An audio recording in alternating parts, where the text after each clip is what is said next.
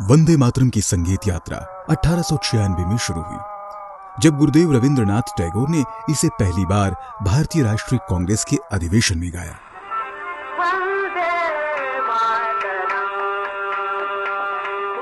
इसके बाद इस गीत को समय के साथ विभिन्न संगीत शैलियों में प्रस्तुत किया गया, जिसमें मल्हार, काफी, सारंग, दुर्गा, भैरवी और खमार जैसे रागों का इस्तेमाल हुआ। शास्त्रीय गायकों से लेकर अन्य कलाकारों तक हर प्रस्तुति ने इसे एक नया आयाम दिया। पंडित जदुनाथ भट्टाचार्य ने वंदे मातरम की एक विशिष्ट व्याख्या करते हुए इसे राग मल्हार और कव्वाली ताल में संगीतबद्ध किया। 1905 के बंग भंग आंदोलन के बाद वंदे मातरम की बढ़ती लोकप्रियता की वजह से 1905 और 1920 के बीच अनेक संगीतकारों और गायकों ने वंदे मातरम को विभिन्न धुनों में पिरोया। इनमें नारायण चंद्र मुखर्जी, बाबू सुरेंद्रनाथ बनर्जी, देशदास, सत्यभूषण गुप्ता, हेमचंद्र सेन, द्विजेंद्र लाल राय और हरेंद्रनाथ दत्त शामिल हैं, जिन्होंने अपने अपने तरीके से इसे संगीतबद्ध किया। महाराष्ट्र में भी कई गायकों ने इस गीत को अलग अलग धुनों में संगीतबद्ध कर इसकी लोकप्रियता बढ़ाई। मुंबई में समल रंबोवा शेजवाल ने 1910 में राग कालिंगड़ा में वंदे मातरम को रिकॉर्ड किया। वहीं विष्णु पंत पगनीस ने 1928 में राग सारंग धुन पर वंदे मातरम को गाया। इसके अलावा 1935 में संगीत निर्देशक केशव राव भोले ने राग देशकर धुन पर वंदे मातरम को रिकॉर्ड किया। यही नहीं, भारत की स्वतंत्रता से पहले संगीतकार तिमिर बरन भट्टाचार्य ने सुभाष चंद्र बोस के अनुरोध पर वंदे मातरम को राग दुर्गा में एक मार्चिंग गीत की शैली में संगीतबद्ध किया था। और जब नेताजी ने आजाद हिंद फौज का गठन किया तो उन्होंने वंदे मातरम को सिंगापुर रेडियो पर बजवाया। इस तरह भारत का राष्ट्रगीत विदेशी धरती पर भी शान से गाया गया।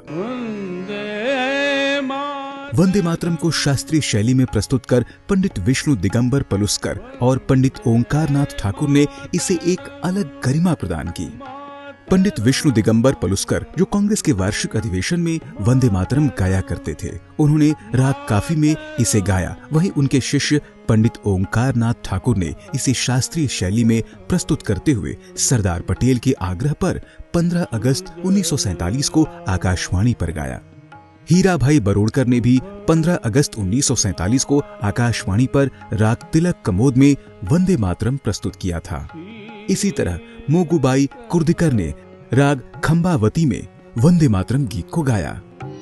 स्वतंत्रता के बाद मराठी थिएटरों और फिल्मों से जुड़े मास्टर कृष्णा राव ने वंदे मातरम को अपनी धुन में गाया, जो राग बिलावल पर आधारित थी।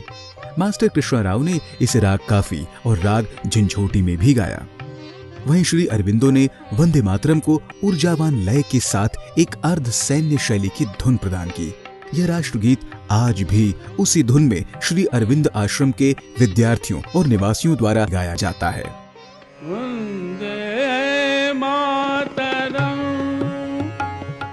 स्वतंत्रता के बाद कई प्रसिद्ध शास्त्रीय गायकों ने वंदे मातरम को अपने अपने ढंग से प्रस्तुत किया।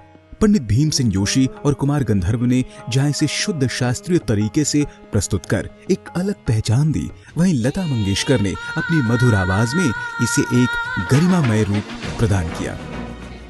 महान गायिका MS सुब्बुलक्ष्मी ने महाकवि सुब्रमण्यम भारती द्वारा तमिल में अनुवादित राष्ट्रगीत को राग देश, राग हंस ध्वनि और राग मल्हार में प्रस्तुत किया।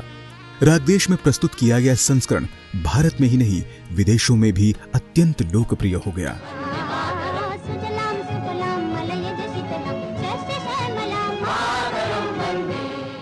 सिनेमा ने जहां इसे और अधिक कर्णप्रिय और लोकप्रिय बनाया, वहीं आधुनिक युग में वंदे मातरम का संगीत पूरी तरह डिजिटल मंचों पर फैल गया।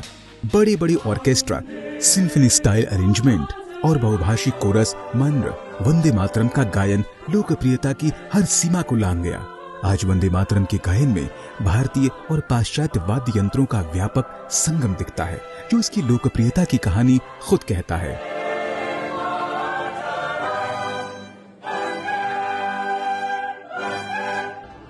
वंदे मातरम की चिरस्थायी और शाश्वत चेतना इस बात में झलकती है कि किस सहजता से इसे डिजिटल प्रस्तुति के लिए अपनाया गया है, जहां 19वीं सदी के गीतात्मक शब्द 21वीं शताब्दी की तकनीक के साथ अद्भुत सामंजस्य स्थापित करते हुए नई पीढ़ियों को प्रेरित कर रहे हैं।